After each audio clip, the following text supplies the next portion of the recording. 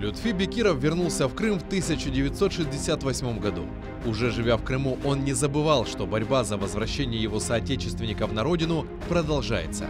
Вместе с немногочисленными соотечественниками Бекиров участвовал в деятельности Крымской инициативной группы. Властями проводилась в жизнь политика «Крым без крымских татар». Чтобы расправиться с активистами, они прибегали к различным провокациям. В 1979 году Лютфи Бекирова осудили на 4 года лагерей строгого режима.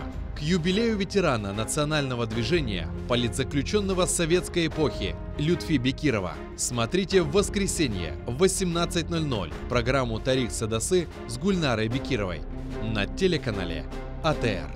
Часть 2.